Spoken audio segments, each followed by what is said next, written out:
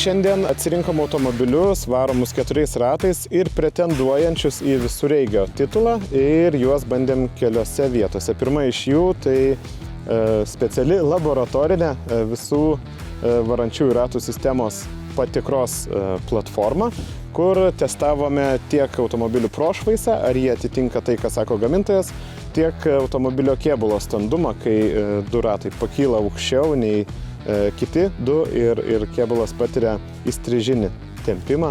Ir tuomet turėjome testą ant rolikų, kaip mes vadinam.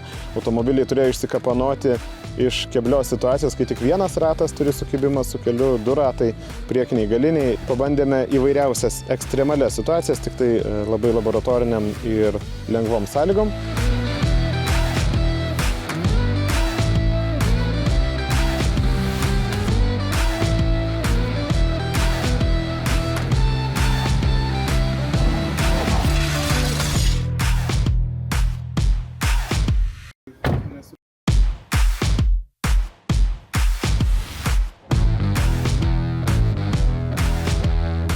O paskui atrinkę tuos, kas pasirodė geriausiai ir potencialiausiai tapti metų visureigiu, išvežėm į Bekelės trasą, gražiose Druskininkų apylinkių miškuose.